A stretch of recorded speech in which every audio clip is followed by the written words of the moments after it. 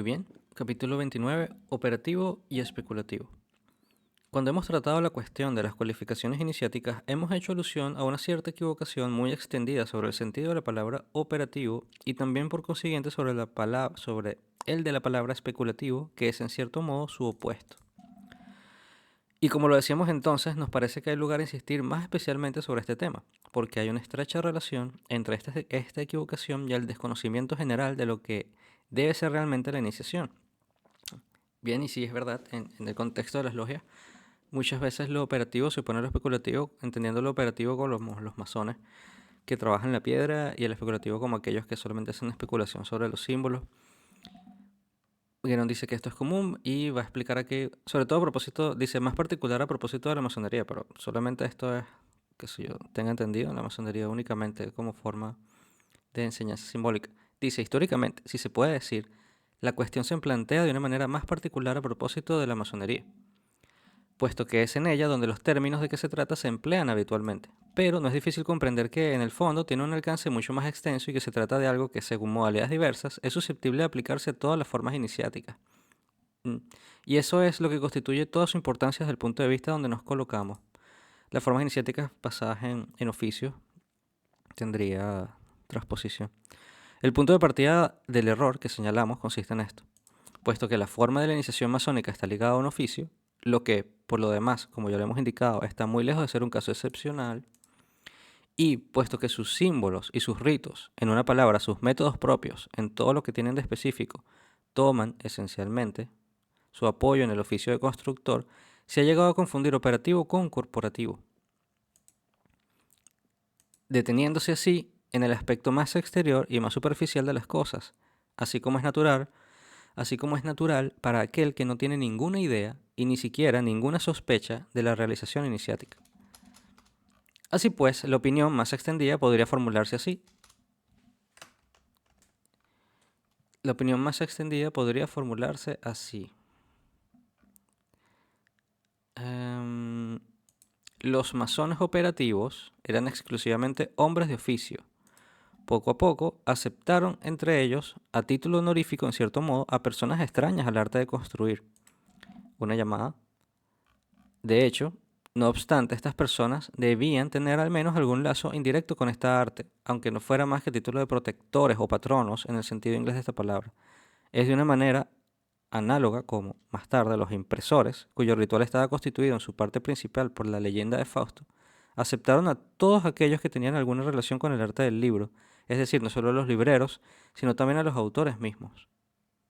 Interesante esta nota a pie de página, luego que no nos hace mucho más ejemplos de lo que son las diferentes iniciaciones de oficio, pero aquí está una enfocada hacia los libreros y a los impresores.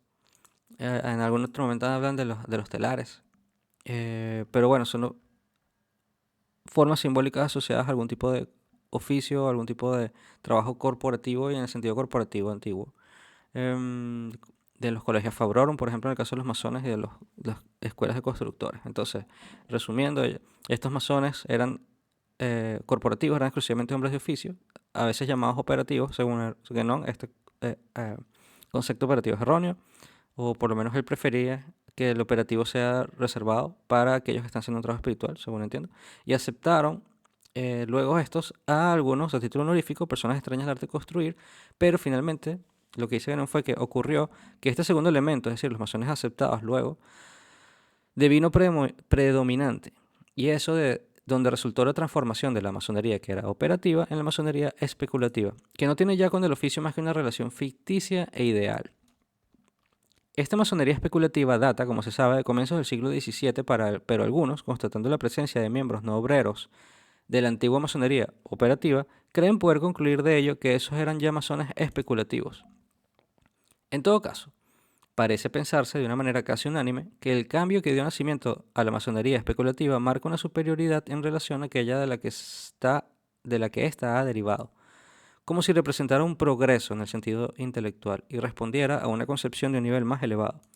Y a este respecto, nadie se priva de oponer las especulaciones del pensamiento a las ocupaciones del oficio, como si se tratara de eso en cosas que no dependen del orden de las actividades profanas, sino del dominio iniciático. Bien. De hecho, antiguamente no había otra distinción que la de los masones libres, que eran los hombres de oficio, y que se llamaban así a causa de las franquicias que habían sido acordadas por los soberanos a sus corporaciones. Bien, y sin duda también, y quizás deberíamos decir incluso ante todo, porque la condición del hombre libre de nacimiento era una de las cualificaciones requeridas para ser admitido a la iniciación. Y hay una llamada, no se puede, sin desviar completamente las palabras de su sentido legítimo, dar otra interpretación a la expresión nacido libre, freeborn, aplicada al candidato a la iniciación, ya que ciertamente no tiene nada que ver con la liberación de supuestos prejuicios cualesquiera que sean. Em, sí, bueno, lo que quiero decir es que algunos habrán interpretado freeborn como persona que es el libre pensador, libre de prejuicios, etcétera, y era simplemente una condición social del momento, de este contexto que estamos explorando. Y de los masones aceptados, que ellos sí no eran profesionales y entre los cuales se hacía un sitio aparte a los eclesiásticos, que eran iniciados en logias especiales. Tercera llamada dice, estas logias se llamaban Lodge of Yaquín y el capellán mismo se llama Brother Yaquín en la antigua masonería operativa. Las logias de Yaquín, bueno, Yaquín siendo una de las dos columnas. Y continuando, estas logias especiales para poder desempeñar la función de capellán en las logias ordinarias. Pero los unos y los otros eran igualmente, aunque a títulos diferentes, miembros de una única y misma organización, que era la masonería operativa. Bien, y que no van a hacer luego más adelante en estas lecturas una comparación entre lo que es la iniciación sacerdotal, la iniciación real, y es interesante la mención aquí de los sacerdotes como parte de las logias, cumpliendo una función asociada un poco al sacerdocio como capellán de las logias ordinarias, o por lo menos dando ese sentido de que los eclesiásticos tenían aceptación dentro de las masonerías. Entonces, en resumen, la masonería especulativa es algo que históricamente empezó después, cuando se empezaron a aceptar personas que eran masones especulativos en el sentido de que no trabajaban la construcción como arte, como profesión. Y aquí viene una pregunta, ¿y cómo habría podido ser de otra manera? Bueno, poner la pregunta. ¿Y cómo habría podido ser de otra manera cuando ninguna logia habría podido funcionar normalmente sin estar provista de un capellán y por consiguiente sin contar al menos con un masón aceptado entre sus miembros? ¿Cómo podría ser de otra manera que? Pero los unos y los otros igualmente eran diferentes miembros de una única y misma organización, que era la masonería operativa. Lo que dice que no es que, bueno, que la masonería operativa estaba antes y funcionaba como funcionaba. Ninguna logia podría haber funcionado normalmente sin estar provista de un capellán, es decir, que esto era algo ya habitual entre los masones operativos, no era algo nuevo de los especulativos, y por consiguiente, sin contar al menos con un masón aceptado entre sus miembros.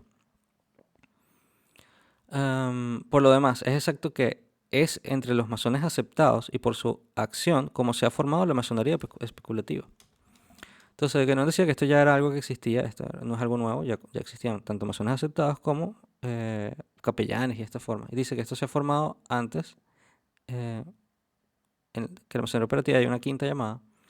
Por lo demás, estos masones no habían recibido la totalidad de los grados operativos y por eso se explica la existencia al comienzo de la masonería moderna de algunas lagunas que fue menester colmar después, lo que no pudo hacerse más que por la intervención de los supervivientes de la masonería antigua, mucho más numerosos todavía en el siglo XVIII de lo que creen generalmente los historiadores.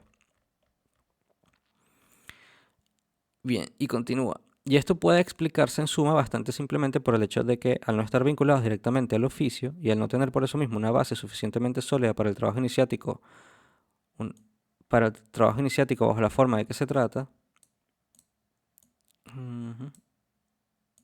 podían estas personas más fácil o más completamente que otros, perder de vista una parte de lo que conlleva la iniciación, e incluso diremos que la parte más importante, puesto que es la que concierne propiamente a la realización. Hay una sexta llamada. Ya hemos marcado esta diferencia precedentemente, a propósito del estado actual del compañerazgo y de la masonería. Los compañeros llaman de buena gana a los masones sus hermanos especulativos, y al mismo tiempo que esta expresión implica el reconocimiento de una comunidad de origen, hay en ella también a veces un cierto matiz de desdén que, a decir verdad, no está enteramente injustificado, así como se podrá comprender por las consideraciones que exponemos aquí. Vale.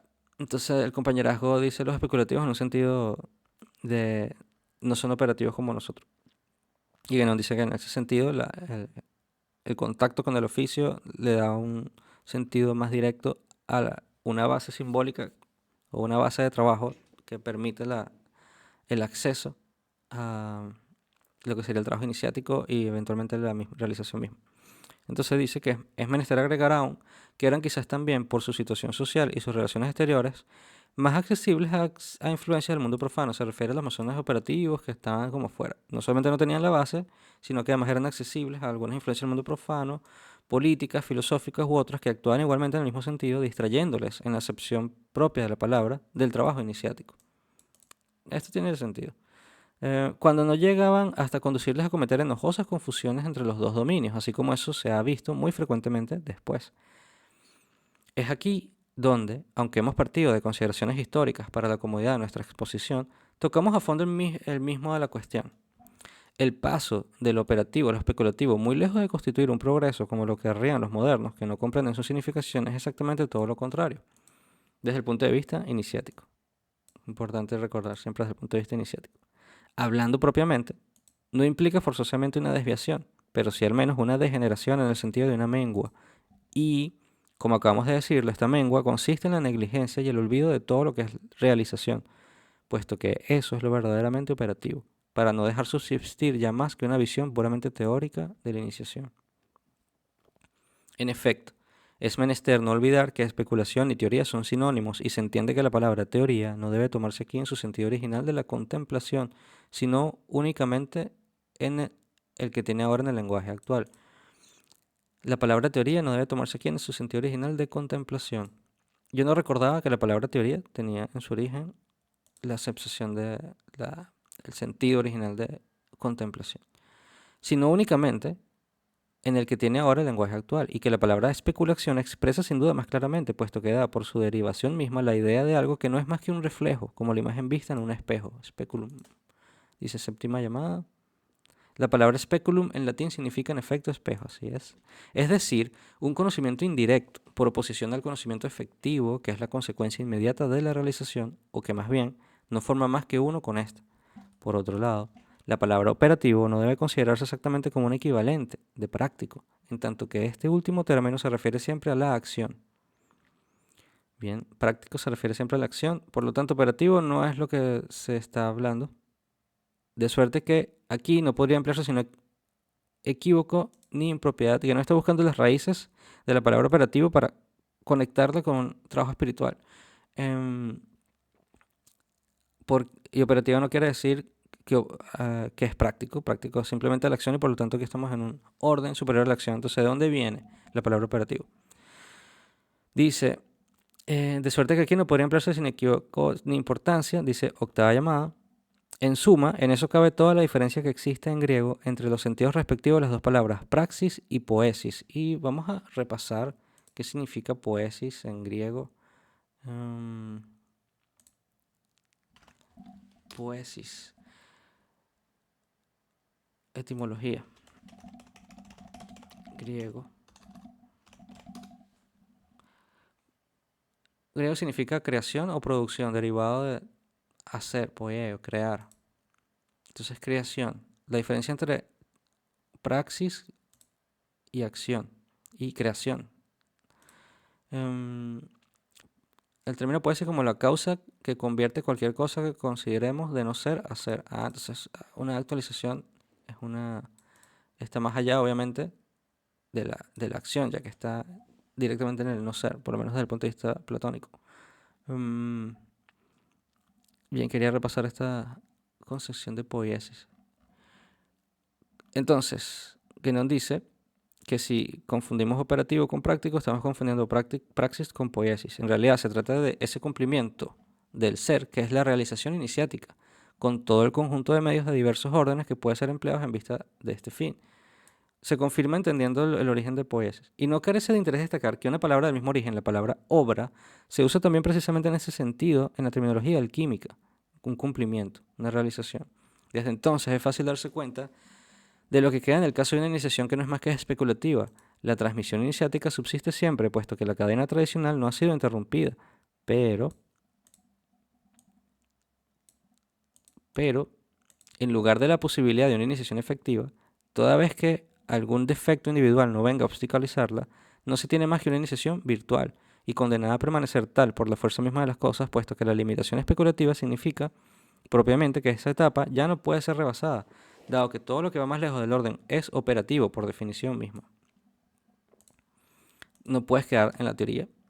Eso no quiere decir, bien entendido, que los ritos ya no tengan efecto en parecido caso, ya que siguen siendo siempre, aunque aquellos que los cumplen ya no sean conscientes de ello, el vehículo de la influencia espiritual.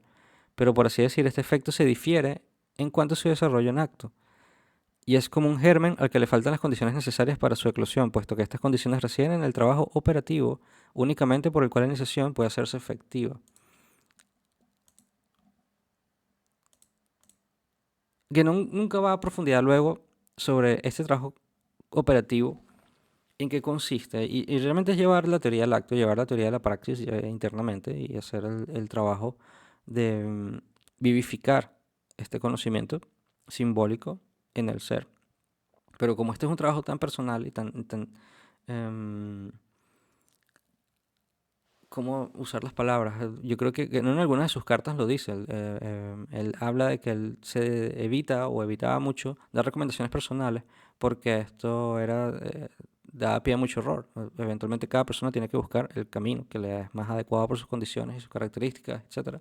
Y bueno, estas son consideraciones solamente para clarificar dudas. Y por lo menos en el caso de la masonería, esta confusión de lo especulativo y lo operativo es bastante difundida. Em, y está interesante cómo él lo aborda. Continúa con la lectura y dice: a este propósito, debemos insistir todavía sobre el hecho de que una tal degeneración de una organización iniciática no cambia no obstante nada de su naturaleza esencial, y que incluso la continuidad de la transmisión basta para que, si se presentaran circunstancias más favorables, sea siempre posible una restauración, debiendo concebirse entonces esta restauración necesariamente como un retorno al estado operativo. Solamente es evidente que cuanto más menguada está una organización, tanto más posibilidades hay de desviaciones, al menos parciales, que, por lo demás, pueden producirse naturalmente en muchos sentidos diferentes. Y estas desviaciones, aunque no tienen más que un carácter accidental, hacen cada vez más difícil una restauración de hecho, aunque a pesar de todo, permanece siempre posible en principio. Sea como sea, una organización iniciática que posea una afiliación auténtica y legítima, cualquiera que sea el estado más o menos degenerado en el que se encuentre reducida el presente, no podría ser confundida nunca, ciertamente, con una pseudoiniciación cualquiera, que no es en suma más que una pura nada, ni con la contrainiciación, que ella sí, en efecto, es algo, pero algo absolutamente negativo, que va directamente en contra de la meta que se propone esencialmente toda verdadera iniciación. Y hay una llamada nueva. Hemos tenido varias veces la ocasión de constatar que tales precisiones no eran de ningún modo superfluas. Debemos también protestar formalmente contra toda interpretación tendiente, por una confusión voluntaria o involuntaria, a aplicar a una organización iniciática, cualquiera que sea, lo que en nuestros escritos se refiere en realidad ya sea a pseudoiniciación o ya sea a la contrainiciación. Vale. Siempre haciendo bueno, siempre hace esta marca sobre la pseudonización, que es una iniciación que es falsa o una parodia, o la contrainiciación que va en contra, en el sentido contrario de lo que la iniciación intenta trabajar como un retorno a los principios, un vínculo con los principios y a la realización espiritual. Entonces continúa que nos dice, por otra parte, la inferioridad del punto de vista especulativo, tal como acabamos de explicarlo, muestra todavía, como por añadidura, que el pensamiento, cultivado por sí mismo, no podría ser en ningún caso el trabajo de una organización iniciática como tal. Claro, esto no es un grupo donde se deba filosofar o librarse de discusiones académicas, como tampoco cualquier otro género de ocupación profana. Décima llamada. No hemos podido comprender nunca lo que quería decir justamente la expresión de sociedades de pensamiento, inventada por algunos para designar una categoría de agrupaciones que parece bastante mal definida, pero lo que sí es seguro es que, incluso si existe realmente algo a lo cual esta denominación pueda convenir, eso no podría tener en todo caso la menor relación con ninguna organización iniciática cualquiera que sea. Sí, efectivamente el pensamiento sigue siendo esta actividad mental de la psique y que distrae constantemente de la presencia del ser y de estar en ese centro. Y em, cuando hablamos de sociedades de pensamiento y la filosofía y el racionalismo, parte de las lecturas de Ganón es un poco poner las cosas, cuando están desde el punto de vista de los principios, en una categoría y una taxonomía de puntos de vista diferentes. Cuando se filtran estas inclinaciones mentales en las organizaciones que buscan trascenderlas, causa este enojo y esta necesidad de declaraciones y de estos escritos. Entonces, que no continúa y con esta línea de pensamiento, lamentándose un poco justamente de que el pensamiento cultivado por sí mismo no podría ser en ningún caso el trabajo de una organización iniciática como tal, y de hecho de ningún trabajo realmente de realización interna, porque el pensamiento justamente es un trabajo de la mente y lo que queremos es trascender la mente.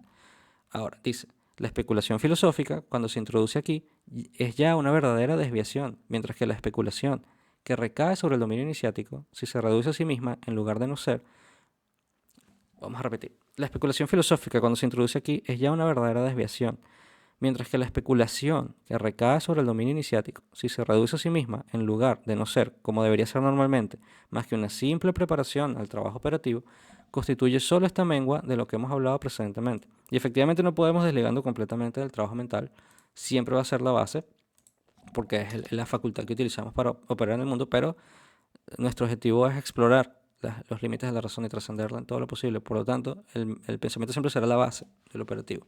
Pero si se utiliza solamente la teoría y el pensamiento, esto es una mengua, es una disminución de lo que se ha hablado, de la realización espiritual, del trabajo interno, de la actualización hacia órdenes de realidad superior que queremos alcanzar, trascendiendo nuestros límites.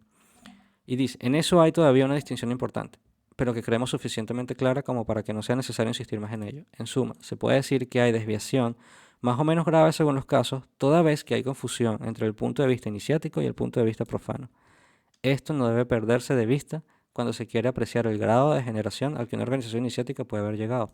Pero, al margen de toda desviación, siempre, de una manera muy exacta, que raro está, siempre. Eh, a veces son cosas de traducción o expresiones que quizás son poco habituales. Muy poco habitual este tipo de quizás un error, un typo en la transcripción. Entonces dice, pero al margen de toda desviación, siempre se puede, de una manera muy exacta, aplicar los términos de operativo y especulativo al respecto de una forma iniciática cualquiera que sea, e incluso si no toma un oficio como soporte, haciéndolos corresponder respectivamente a la iniciación efectiva y a la iniciación virtual.